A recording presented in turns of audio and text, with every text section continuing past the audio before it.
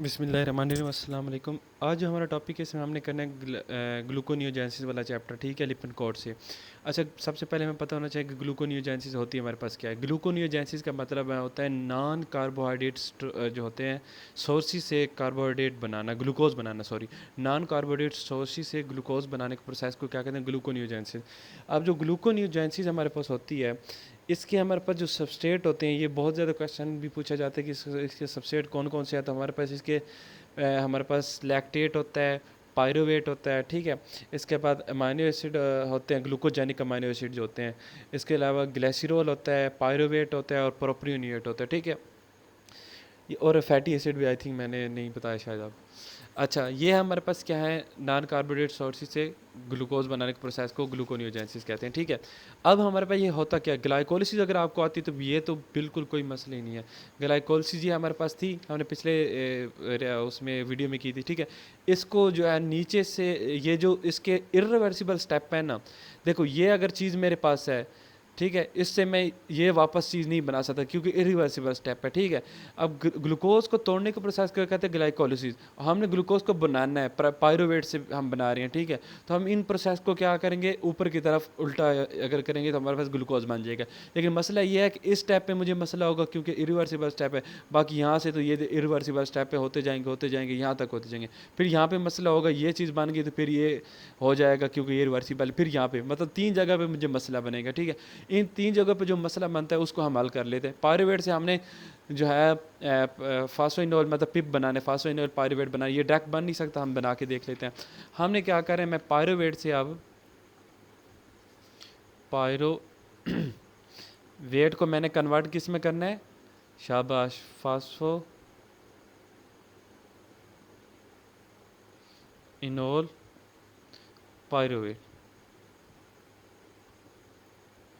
इसमें मैंने कन्वर्ट करना। अब इसको मैं डायरेक्ट नहीं कन्वर्ट कर सकता, ठीक है। मुझे दरमियान में किसी चीज़ की ज़रूरत होगी जो इसको इसमें कन्वर्ट कर देगी। वो दरमियान में जो चीज़ है वो क्या है, वो है हमारे पास ऑक्सैलो एसीटेट। पायरुवेट को ऑक्सैलो एसीटेट में कन्वर्ट करेंगे, ऑक्सैलो एसीटेट किस में कन्वर्ट हो जाएगा, फास्फो इनोल पायरुवेट में, ठीक है। इस रिएक्शन में मैंने फास्फो इनोल पायरुवेट बना दिया। लेकिन यहाँ पे इंजाइम कौन से इस्तेमाल होगा, देखो 2 स्टेप हैं तो 2 इंजाइम इस्तेमाल होंगे। दोनों में हमारे पास पायरुवेट जो ऑक्सैलो एसीटेट बनेगा वो हमारे पास इंजाइम है पायरुवेट कार्बोक्सीलेस, कार्बोक्सीलेस। अब क्या करेंगे, पायरुवेट हमारे पास क्या है, 3 कार्बन वाला कंपाउंड है, क्या है, 3 कार्बन वाला। और ऑक्सैलो एसीटेट क्या है, 4 कार्बन वाला कंपाउंड। तो हमने क्या किया, यहाँ पे सिंपल क्या कर दिया, कार्बन डाइऑक्साइड को यहाँ पे ऐड कर दिया। तो ये हमारे पास क्या क्या होगा, पायरुवेट कार्बोक्सिलेज एंजाइम से हमने कार्बोक्सिलेशन कर लिया, ऑक्सैलो एसीटेट बन गया, ठीक है। अब हमने ऑक्सैलो एसीटेट से पिप बनाने मतलब फास्फोइनोल पायरुवेट, तो यहाँ पे एंजाइम इस्तेमाल होगा पिप मतलब फास्फोइनोल पायरुवेट कार्बोक्सी लेज की जगह कार्बोक्सी काइनेज। क्या हुआ, पिप की जगह मैंने क्या इस्तेमाल किया, कार्बोक्सी काइनेज को इस्तेमाल कर दिया। सिंपल सी बात है, ठीक है। 2 रिएक्शन हुए, पहले ऑक्सैलो स्टेट में कन्वर्ट किया, जब ऑक्सैलो स्टेट बन गया उसके मैंने सिंपल किस में कन्वर्ट कर दिया, कार्बोक्सी काइनेज में, कार्बोक्सी काइनेज के जरिए, ठीक है। अब ये जो है ना, इसके बाद स्टेप होते रहेंगे, ये देखो बाकी सारे रिवर्सिबल स्टेप होते होते यहाँ तक जो है ना रिवर्सिबल स्टेप है, होते होते हमारे पास क्या बन जाएगा, फ्रुक्टोज 1,6 बिसफास्फेट में हम लिख देंगे फ्रुक्टोज 1,6 बिसफास्फेट। यहाँ पे बिल्कुल आसान है आगे कहानी, कैसे आसान है, देखो फ्रुक्टोज 1,6 बिसफास्फेट है ना, इसको मैंने कन्वर्ट करना है फ्रुक्टोज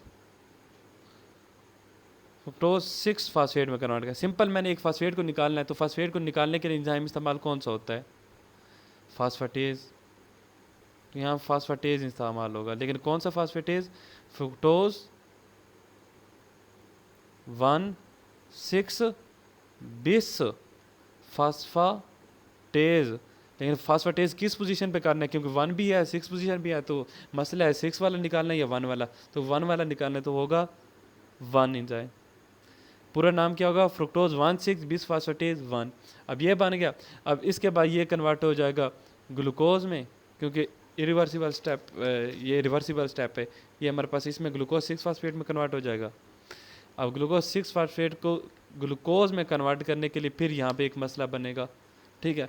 यहाँ पे मसले को हल करने के लिए फिर एक नया एंजाइम आएगा। क्या मसला कि 6 पोजीशन वाले फास्फेट को निकालना है, तो सिंपल सी बात है, यहाँ पे हमारे पास ग्लूकोज 6 फास्फेट, ग्लूकोज 6 फास्फेटेज इस्तेमाल होगा, तो कि 6 पोजीशन पे फास्फेट निकालेगा, फास्फाटेज, ये इस ग्लूकोज में कन्वर्ट कर देगा। ये बिल्कुल आसान सी है, ये स्टेप थे जो ग्लूकोनियोजेंसिस के हैं और जो इसमें एंजाइम इस्तेमाल होते हैं। आपने सिंपल इस तरह याद कर लेना है, बाकी इसकी रेगुलेशन वगैरह जो है वो अलग से है, लेकिन इसको सिंपली जो है ना ऐसे कर लेते हैं, ठीक है। इसकी रेगुलेशन वैसे मोस्टली ऐसे क्विज़ में पूछते नहीं है, मैंने इसलिए आपको यहाँ पे बताना मुनासिब नहीं समझा। इसको सिंपल इस तरह से आप याद कर लें, एंजाइम और कौन कौन से स्टेप इसमें इन्वॉल्व होते हैं, ठीक है। वैसे यहाँ पे अगर आपने याद करना हो तो यहाँ एक आप स्टेप याद कर सकते हैं कि जब हमारे पास ऑक्सैलो से पायरुवेट से हमारे पास ऑक्सैलो स्टेट बनता है ना, पायरुवेट से ऑक्सैलो स्टेट, तो यहाँ हमारे पास एक एटीपी की एनर्जी यूज़ होती है। क्या एटीपी का फॉस्फेट नहीं यूज़ होता, याद रखना, एटीपी की एनर्जी यूज़ होती है इस टाइम में, और एडीपी बनता है हमारे पास, और फॉस्फेट, यहाँ सिर्फ हमने एक एनर्जी यूज़ किया, ठीक है, उसका फॉस्फेट नहीं यूज़ किया। लेकिन जब ऑक्सैलोएस्टेट से फॉस्फेनोल पायरुवेट बनाते हैं ना, तो हमारे पास एक फॉस्फेट हमें चाहिए, तो ये फॉस्फेट हमें कौन देता है, मैं दूसरी कलर की पेंसिल यूज़ कर लेता हूँ। ये एटीपी की जगह यहाँ पे जीटीपी होता है, जीटीपी अपना एक फॉस्फेट दे देता है इस रिएक्शन में और कन्वर्ट हो जाता है जीटीपी में, ठीक है। ये आप याद कर सकते हैं, ठीक है। Thank you. अगर वीडियो अच्छी लगे तो लाइक और सब्सक्राइब कर दें चैनल को। Thank you.